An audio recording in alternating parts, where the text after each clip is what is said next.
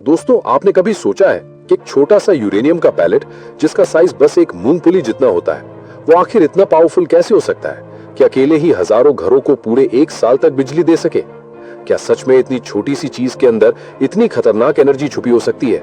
और अगर मैं आपसे कहूं कि इस एनर्जी को हासिल करने के पीछे एक ऐसा प्रोसेस छुपा है जो दुनिया के सबसे कॉम्प्लेक्स और डेंजरस प्रोसेसेस में से एक है, तो क्या आप यकीन करोगे? क्योंकि आज हम आपको ले चलने वाले हैं एक ऐसी हिडन दुनिया में जहां धरती के अंदर से निकले एक साधारण से दिखने वाले पत्थर को कई हाईटेक मशीन्स, डेंजरस केमिकल्स और एक्सट्रीम कंडीशन से गुजारकर बनाया जाता है न्यूक्लियर फ्यूल। जहां हर स्टेप में होती है प्रिसिजन, हर प्रोसेस में होता है कंट्रोल और हर छोटी सी गलती बन सकती है एक बड़े खतरे का कारण। तो चलिए जानते हैं एनरिच्ड यूरेनियम का पूरा सच, जमीन के नीचे छुपे इसके सफर से लेकर न्यूक्लियर रिएक्टर तक। सबसे पहले समय में थोड़ा पीछे चलते हैं। साल था 1789 जब एक जर्मन साइंटिस्ट मार्टिन हाइनरिच क्लैपरॉथ ने पहली बार यूरेनियम को एक केमिकल एलिमेंट के रूप में पहचाना। उस समय यह बस एक साधारण धातु की तरह माना जाता था। किसी को भी अंदाजा नहीं था कि इसके अंदर इतनी खतरनाक ताकत छुपी हुई है। फिर कई सालों तक ये सिर्फ एक साइंटिफिक क्यूरियोसिटी बना रहा, लेकिन असली बदलाव आया साल 1896 में जब फ्रेंच फिजिसिस्ट हेनरी बैकरेल ने एक अजीब फिनोमेनॉन डिस्कवर किया। उन्होंने पाया कि यूरेनियम अपने आप रेडिएशन छोड़ता है बिना किसी एक्सटर्नल एनर्जी के, और यहीं से शुरू हुई रेडियो एक्टिविटी की दुनिया। इसके बाद मैरी क्यूरी और पियरे क्यूरी ने इस रिसर्च को आगे बढ़ाया और उन्होंने रेडियम और पोलोनियम जैसे नए रेडियो एक्टिव एलिमेंट्स की खोज की।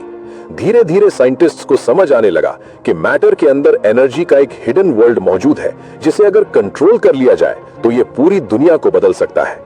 फिर आया एक और बड़ा टर्निंग पॉइंट, साल 1932 जब जेम्स चैडविक ने न्यूट्रॉन की खोज की। ये एक ऐसा सब एटॉमिक पार्टिकल था जिसके पास कोई इलेक्ट्रिक चार्ज नहीं था, लेकिन इसकी ताकत बहुत ज्यादा थी, और यही न्यूट्रॉन आगे चलकर बना न्यूक्लियर फिशन की चाबी।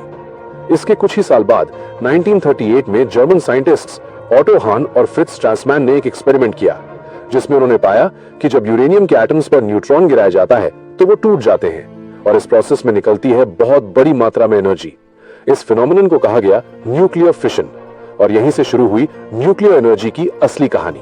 अब यहाँ एक जरूरी बात समझिए, नेचुरल यूरेनियम एक जैसा नहीं होता। इसमें दो मेन आइसोटोप्स होते हैं। पहला यूरेनियम 238 जो लगभग 99.3% होता है, और दूसरा यूरेनियम 235 जो सिर्फ 0.7% होता है।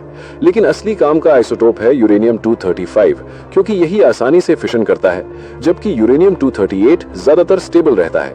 यानी अगर हमें एनर्जी चाहिए तो हमें यूरेनियम 235 की मात्रा बढ़ानी होगी, और इसी प्रोसेस को कहा जाता है यूरेनियम एनरिचमेंट, यानी नेचुरल यूरेनियम में मौजूद यूरेनियम 235 का परसेंटेज आर्टिफिशियली बढ़ाना।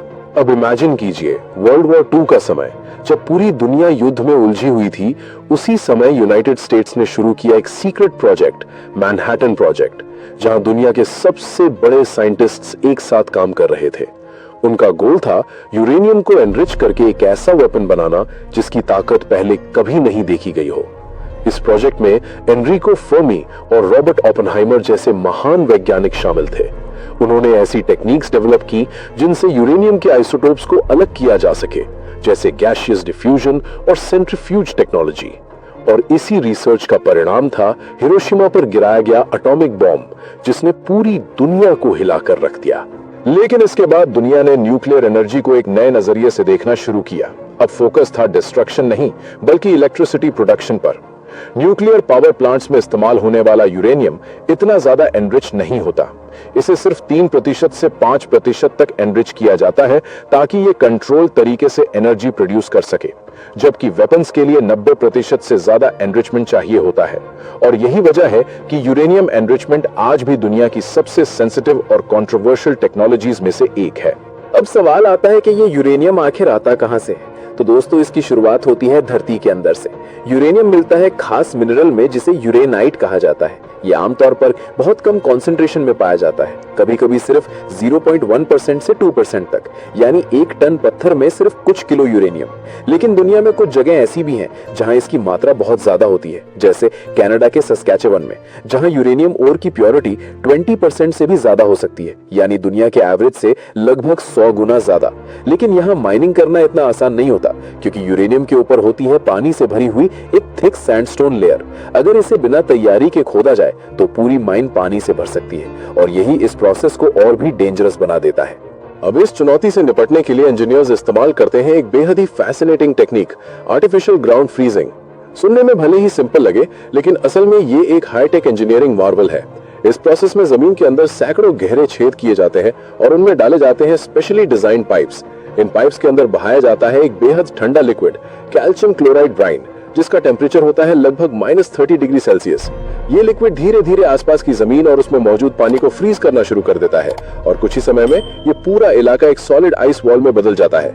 ये बर्फ की दीवार इतनी मजबूत होती है कि ये पानी को पूरी तरह रोक देती है और यूरेनियम ओर को सुरक्षित तरीके से आइसोलेट कर देती है, जिससे माइनिंग प्रोसेस बिना किसी फ्लडिंग के शुरू किया जा सके।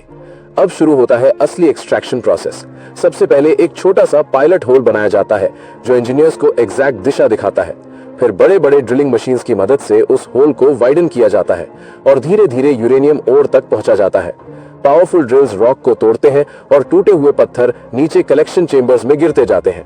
लेकिन यहाँ सबसे खास बात यह है कि ये पूरा प्रोसेस रिमोट कंट्रोल से ऑपरेट किया जाता है, यानी वर्कर्स सीधे उस जगह पर मौजूद नहीं होते। इससे उन्हें रेडिएशन और केविन जैसे खतरों से बचाया जाता है। साथ ही माइन के अंदर हर 20 मिनट में फ्रेश एयर सर्कुलेट की जाती है ताकि एनवायरनमेंट सेफ बना रहे।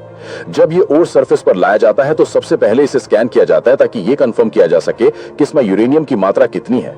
हाई ग्रेड माइंस में ये 15% से 18% तक भी हो सकती है, जो कि बहुत ज्यादा मानी जाती है। इसके बाद इस ओर को बड़े क्रशर्स में डालकर छोटे छोटे टुकड़ों में तोड़ा जाता है, फिर इसे ग्राइंड करके फाइन पाउडर में बदला जाता है। ये पाउडर पानी के साथ मिलकर एक स्लरी बनाता है, जो दिखने में गीली रेत जैसा होता है। फिर इस स्लरी को पाइपलाइन या ट्रक्स के जरिए प्रोसेसिंग प्लांट तक भेजा जाता है। अब आता है केमिकल प्रोसेसिंग का स्टेज, जहां असली ट्रांसफॉर्मेशन शुरू होता है। इस स्लरी में स्ट्रॉन्ग एसिड्स मिलाए जाते हैं जो यूरेनियम को डिसॉल्व कर देते हैं, जबकि बाकी इंप्योरिटीज नीचे सेटल हो जाती हैं। इसके बाद इस यूरेनियम रिच सोल्यूशन को अलग किया जाता है और कई केमिकल रिएक्शंस के जरिए इसे और ज्यादा प्योर बनाया जाता है। धीरे धीरे ये प्रोसेस इंप्योरिटीज को हटाकर एक हाईली कॉन्सेंट्रेटेड यूरेनियम कंपाउंड तैयार करता है। अब आता है सबसे क्रिटिकल और इंटरेस्टिंग स्टेप, एनरिचमेंट प्रोसेस। इसके लिए यूरेनियम को एक खास केमिकल फॉर्म में कन्वर्ट किया जाता है, जिसे कहते हैं यूरेनियम हेक्साफ्लोराइड गैस। ये एक ऐसी गैस होती है जिसे बहुत सावधानी से हैंडल करना पड़ता है, क्योंकि ये हाईली रिएक्टिव होती है। अब इस गैस को भेजा जाता है हाई स्पीड सेंट्रीफ्यूज मशीन्स में। इमेजिन कीजिए एक ऐसी मशीन जो इतनी तेज घूमती है कि उसकी स्पीड हजारों रेवोल्यूशंस पर मिनट होती है। इन सेंट्रीफ्यूजेस के अंदर एक अद्भुत फिजिक्स काम करती है। भारी यूरेनियम 238 मॉलिक्यूल्स बाहर की तरफ धकेले जाते हैं, जबकि हल्के यूरेनियम 235 मॉलिक्यूल्स सेंटर की तरफ कॉन्सेंट्रेट होने लगते हैं। ये डिफरेंस बहुत ही छोटा होता है, लेकिन जब इसे बार बार हजारों सेंट्रीफ्यूजेस में रिपीट किया जाता है, तब जाकर यूरेनियम 235 का परसेंटेज धीरे धीरे बढ़ता है, और यही प्रोसेस कहलाता है यूरेनियम एनरिचमेंट। जब यूरेनियम डिजायर्ड लेवल तक एनरिच हो जाता है, तब इसे पाउडर फॉर्म में कन्वर्ट किया जाता है और भेजा जाता है न्यूक्लियर फ्यूल मैन्युफैक्चरिंग प्लांट में। यहाँ इस पाउडर को कई स्टेप से गुजारा जाता है। सबसे पहले इसे यूरेनियम डाइऑक्साइड में बदला जाता है, फिर हाई प्रेशर मशीन्स की मदद से इसे छोटे सिलेंड्रिकल पैलेट्स में प्रेस किया जाता है। हर पैलेट का साइज लगभग एक मूंगफली जितना होता है, लेकिन इसकी एनर्जी कैपेसिटी चौंका देने वाली होती है। एक सिंगल पैलेट लगभग 1800 पाउंड कोयले जितनी एनर्जी प्रोड्यूस कर सकता है, या फिर 150 गैलन तेल के बराबर। इसके बाद इन पैलेट्स को हाई टेम्परेचर फर्नेसेस में हीट किया जाता है, लगभग 24 घंटे तक, ताकि ये और ज्यादा डेंस और मजबूत बन सके। इस प्रोसेस से पैलेट्स के अंदर की छोटी छोटी खाली जगह खत्म हो जाती है और उनकी स्ट्रक्चरल स्ट्रेंथ बढ़ जाती है। फिर रोबोटिक आर्म्स इन पैलेट्स को जिरकोनियम मेटल की लंबी ट्यूब्स में डालते हैं। जिरकोनियम एक खास मेटल होता है जो न सिर्फ हीट और कोरोजन को सहन कर सकता है, बल्कि ये न्यूट्रॉन्स को भी आसानी से पास होने देता है, जो न्यूक्लियर रिएक्शन के लिए बेहद जरूरी होता है। इन ट्यूब्स को फिर टाइटली सील किया जाता है और बनते हैं फ्यूल रॉड्स। कई फ्यूल रॉड्स को मिलाकर एक स्ट्रक्चर्ड यूनिट बनाया जाता है, जिसे कहा जाता है फ्यूल असेंबली। यही असेंबलीज बाद में न्यूक्लियर रिएक्टर के अंदर इंस्टॉल की जाती हैं। रिएक्टर कोर के अंदर हजारों फ्यूल रॉड्स एक खास अरेंजमेंट में रखे जाते हैं, और यहीं शुरू होता है असली मैजिक। जब रिएक्टर चालू होता है तब न्यूट्रॉन्स यूरेनियम 235 एटम से टकराते हैं, जिससे एटम्स टूट जाते हैं। इस प्रोसेस को कहते हैं न्यूक्लियर फिशन। इस दौरान बहुत ज्यादा हीट निकलती है और साथ ही नए न्यूट्रॉन्स भी बनते हैं जो दूसरे एटम्स को तोड़ते हैं और इस तरह एक चेन रिएक्शन शुरू हो जाती है। इस रिएक्शन को केयरफुली कंट्रोल किया जाता है ताकि एनर्जी स्टेडी तरीके से प्रोड्यूस हो। ये हीट पानी को स्टीम में बदल देती है और ये स्टीम मैसिव टरबाइंस को घुमाती है। ये टरबाइंस जनरेटर्स से जुड़े होते हैं जो इलेक्ट्रिसिटी पैदा करते हैं। एक सिंगल न्यूक्लियर रिएक्टर लाखों लोगों के लिए बिजली जनरेट कर सकता है। लेकिन इस कहानी का एक डार्क साइड भी है। जब फ्यूल रॉड्स करीब 1 साल तक इस्तेमाल हो जाते हैं तो वे स्पेंट फ्यूल बन जाते हैं, लेकिन उस समय वो इतने ज्यादा गर्म और रेडियो एक्टिव होते हैं कि उन्हें तुरंत गहरे पानी के पूल्स में डाला जाता है। ये पूल्स लगभग 25-30 फीट गहरे होते हैं और फ्यूल रॉड्स को कम से कम 10 साल तक इनमें रखा जाता है ताकि उनका तापमान और रेडिएशन लेवल कम हो सके। आज दुनिया भर में लाखों स्पेंट फ्यूल रॉड्स ऐसे ही स्टोरेज पूल्स में रखे हुए हैं। तो दोस्तों, अब जब भी आप बिजली का स्विच ऑन करें तो एक बार जरूर सोचिएगा कि इस लाइट के पीछे कितना कॉम्प्लेक्स साइंस, कितनी डेंजरस प्रोसेसेस और कितनी एडवांस्ड इंजीनियरिंग काम कर रही है। यूरेनियम का ये सफर सिर्फ एक केमिकल प्रोसेस नहीं है, बल्कि ये इंसान की इंटेलिजेंस, इनोवेशन और रिस्क लेने की क्षमता का सबसे बड़ा उदाहरण है। अगर आपको ये जर्नी पसंद आई हो तो ऐसे ही और डीप और पावरफुल टॉपिक्स के लिए जुड़े रहिए, क्योंकि हर छोटी चीज के पीछे छुपी होती है एक बड़ी कहानी। अगर आपको ये जानकारी पसंद आई हो तो लाइक जरूर करें और बताइए अगली वीडियो किस टॉपिक पर चाहिए, और इस वीडियो को आप किस शहर से देख रहे हैं कमेंट में जरूर बताएं। और ऐसे ही ज्ञानवर्धक और दिलचस्प वीडियो देखने के लिए हमारे चैनल को सब्सक्राइब जरूर करें और बेल आइकन दबाना ना भूलें। अब मैं चलता हूं, तब तक आप इन 2 और वीडियो को जरूर देख लीजिए। वीडियो बहुत शानदार है।